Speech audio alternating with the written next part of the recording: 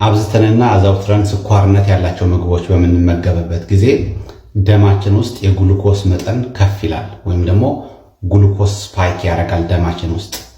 ደማችን ውስጥ ግሉኮስ ስፓይክ በሚያደርግበት ጊዜ ጣፊያችን ወይም ፓንክሪያስ ኢንሱሊን እንዲያመርት ትሪገር ይደረጋል፣ ይገደዳል። ኢንሱሊን ደግሞ ሆርሞን ነው። ያ ሆርሞን ስራው ምንድነው? ደም ውስጥ ያለውን ኢንሱሊን የማስወገድ ስራ፣ የመቀነስ ስራ ነው የሚሰራው። እና እንዴት ነው የሚያስወግደው?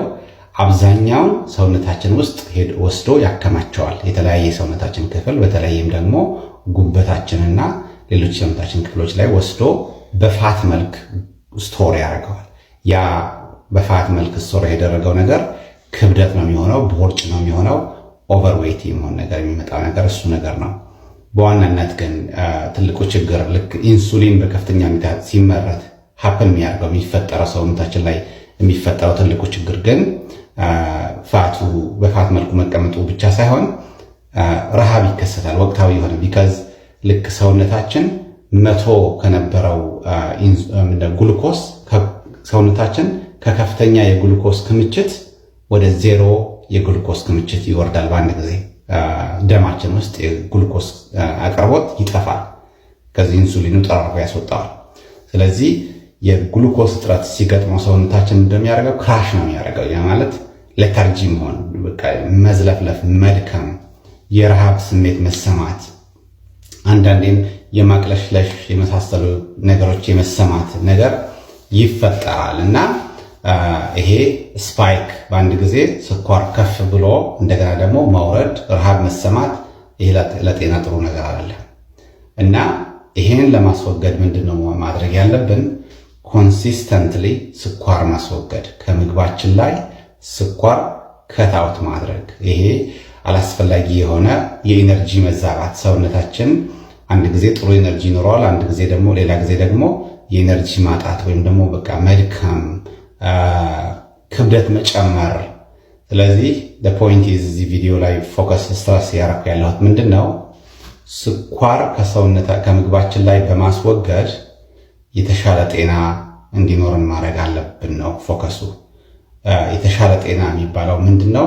አንደኛ አላስፈላጊ የሆነ የረሃብ ስሜት፣ አላስፈላጊ የሆነ የድካም ስሜት፣ እንደዚሁም ደግሞ ያልተፈለገ ቦርጭና ኦቨርዌይት መሆን ሁሉ ማስወገድ እንችላለን። እንዴት? ስኳር በማስወገድ ወይም ደግሞ ከፍተኛ ስኳር ያላቸው ምግቦችን ከምግባችን ላይ በማስወገድ። ከፍተኛ ስኳር ያላቸው ነገሮች ስናስወግድ ወይም ደግሞ አነስተኛ ስኳር ያላቸው ምግቦች ስንመገብ ሰውነታችን በቀጣይነትና በዘወትርነት ተመጣጣኝ የሆነ አይነት ብቻ ግሉኮስ ደማችን ውስጥ ይኖራል። ያ ተመጣጣኝ የሆነ ነገር መኖሩ በጣም ጤነኛ ነገር ነው። አንደኛ ክብደት አይኖረንም፣ ክብደት አይበዛም። ኢቭን አይበዛም ብቻ ሳይሆን ሰውነታችን ላይ ያለው ኦልሬዲ ውዝፍ የሆነው ነገር ራሱ ይጠቀመዋል። በተለይ ሲያንሰው የስኳር አቅርቦት ስንቀንስበት ኦልሬዲ በውዝፍነት የተቀመጠ ስኳር ራሱ ይጠቀመዋል። ፋቱን ራሱ በርናውት ያደርገዋል እና ያ ደግሞ ክብደት ለመቀነስ ይጠቅማል። ክብደት አንጨምርም ብቻ ሳይሆን ያለንም ክብደት ራሱ ኦቨርዌይት የሆነው ነገር ራሱ ለማስተካከል ስኳር መቀነስ በጣም ጠቃሚ ነገር ነው። ብዙ ጊዜ ፋትነት ያላቸው ነገሮች ብዙ ፕሮቲን አንብላ እንደዚህ እንላለን። እነሱ ፕሮቲን መቀነስ ለሌላ ሰውነታችን ክፍል ጠቃሚ ነገር ነው። በተለይ ለኪድኒ ወይም ደግሞ የኩላሊት ጠቃሚ ነገር ነው። ግን ስኳርነት ያላቸው ነገሮች በአጠቃላይ ግን ከክብደት ጋር ተያይዞና ሌሎች ካርዲዮቫስኩላር የሆኑ ከልብና ከሱ ጋር የተያያዙ በጣም በርካታ ችግሮች የሚከሰቱት ከስኳር ጋር በተያያዘ ነው። ከፍተኛ የሆነ ቦርጭ፣ ክብደት የመሳሰሉት ነገሮች የሚመጡት ከስኳርነት ካላቸው ምግቦች፣ ካርቦሃይድሬት የሆኑ ምግቦች። ለምሳሌ እነኚህ ምግቦች እነማን ናቸው? ዳቦ፣ ፓስታ፣ በአጠቃላይ ከስንዴ የሚሰሩ ምግቦች ማለት ነው። ኦትሚል በተለያየ ስም ቢሰጣቸውም ያው ናቸው። ሲሪያል በአጠቃላይ ማለት ነው። ሁሉም ለስላሳ መጠጦች፣ ሁሉም አይነት ጁሶች ከፍሩትም ተሰሩ ከምንም ተሰሩ። ምክንያቱም ፍሩቱ መብላት ይሻላል እንጂ የፍሩት ጁስ መጠጣት አደገኛ ነገር ነው። ማር ለምሳሌ እንበልና አንድ ትንሽዬ ብርጭቆ አፕል ጁስ ለመስራት 5-6 አፕል ያስፈልጋቸዋል። ጁሱ ስትሰሩት ችግሩ አንደኛ ፋይበሩን ታስወግዱታላችሁ። ፋይበሩ በጣም ጠቃሚ ነገር ነበረ። ሰውነታችን ቶሎ ፉል እንዲሆን እና ሳቲስፋይ ቶሎ እንዲያደርግ ሆዳችን ቶሎ እንዲሞላ ያ ፋይበር ጠቃሚ ነገር ነበር። ግን ጁስ ስንጨምቅ ያ እንትኑ እናስወግደዋለን እና እንደገና ደግሞ ብዙ ነው የምንጠቀመው። ላይክ እንዳልኩት አንድ 5 ትንሽ ብርጭቆ አፕል ጁስ ለመስራት 5-6 አፕል ሊጠይቀን ይችላል። ግን 5-6 አፕል በአንድ ጊዜ አንበላም። ማክሲመም ብንበላ 2 አፕል ነው። ግን አብዛኛው ጊዜ 1 አፕል ነው የምንበላው። 1 አፕል በልተን ሆዳችን ፉል ይሆናል። ዲፈረንሱን አስቡት። እና ይሄ ነው። ስለዚህ በአጠቃላይ ጁስነት ያላቸው ነገሮች ማስወገድ፣ ምክንያቱም በጣም ኮንሰንትሬት የተደረጉ ስለሆኑ ከፍተኛ የሆነ ስኳርነት ስላላቸው ማለት ነው። እና በርካታ ምግቦች ቢራን ጨምሮ ብዙ ምግቦች መጥቀስ ይቻላል። እና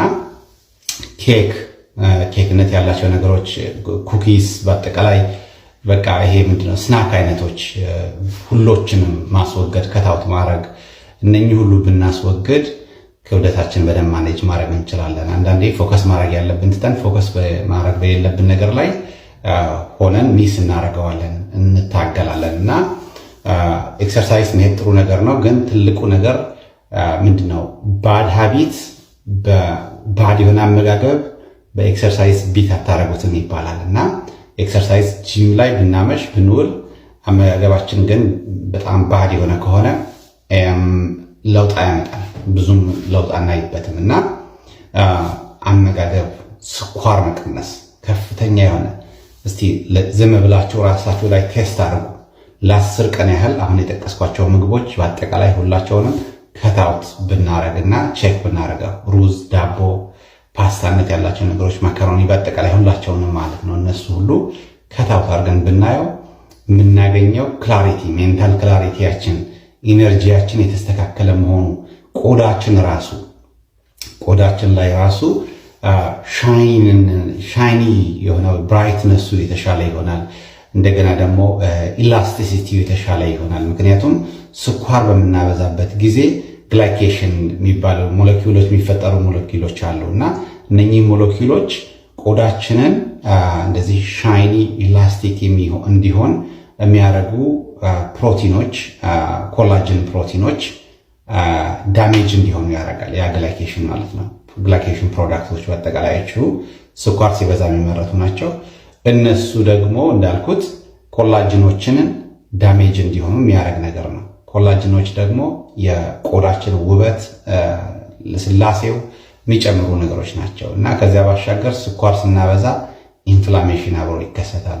ኢንፍላሜሽን ሲኖር ደግሞ የተለያዩ አይነት አክኒ፣ ኤክዜማ የሚባሉ እንደ ማሳከክ፣ መብዛት፣ መሸብሸብ የመሳሰሉት ነገሮች ሁሉ ሀፕን ያደርጋሉ እና ስኳር ላይ ፎከስ ብናረግ፣ ስኳር ማስወገድ ላይ ብንሰራ፣ ዳቦ በተለይ ብንቀንስ ብናስወግድ፣ ሻይ ላይ ስኳር ብናስወግድ፣ ሻይ ከጠጣን ደግሞ ባዶ ሻይ ብንጠጣ፣ ቡና ላይ ስኳር ባንጨምር፣ ሌሎች የወተት ዘሮችንም በአጠቃላይ አይስክሪም ሊሆን ይችላል፣ ኬክ ሊሆን ይችላል ማስወገድ። ወተት ስንጠቀም ደግሞ ወተቱ ደግሞ ስኳር አድድ ያልተደረገበት መሆኑ ቼክ ማድረግ። እነኚህ ሁሉ በማድረግ ጤናችንን እንጠብቅላለሁኝ።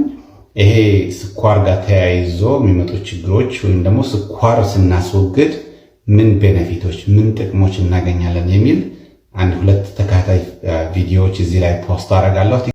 የዩቲዩብ ቻናሌን ሰብስክራይብ በማድረግ ብትተባበሩ ብታግዙ ምስጋናዬ የላቀ ነው የሚሆነው እና ዩቲዩብ ላይ ፖስት ማድረጋቸው ከአሁን በኋላ ተከታታይ እዛ ፖስት ማድረጋቸው ቪዲዮዎች ይኖሩኛል።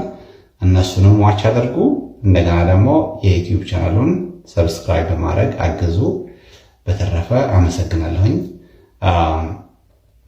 እስኪ እናንተም እዚህ ቪዲዮዎቹ ላይ የገባችሁ ክብደት ለመቀነስ እንደዚህ ጤናችንን ለመጠበቅ የልባችንን ጤና የተለያየ ጤናችን ለመጠበቅ ምን ምግቦች እንመገብ፣ ምን አይነት ምግቦች ላይ ትኩረት እናደርግ የሚለውን ነገር እናንተም እዚህ አስተያየታችሁ እዚህ ላይ ብጽፏቸው፣ ሁሉም ሰው ኮንትሪቢዩት አድርጎ የተለያየ እውቀት ያለው ሰው ስላለ እዚህ ቪዲዮ ይሄ ቪዲዮ የሚያየው ሰው ብዙ አይነት እውቀት ያለው ሰው ነው እና እስቲ ጻፉና እንያቸው፣ ሼር እናደርጋቸው እውቀታችን ማለት ነው። እኔ ለምሳሌ አትክልትነት ያላቸው ነገሮች በብዛት በመጠቀም ሳላድ በብዛት እንድንጠቀም ነው የምመክረው።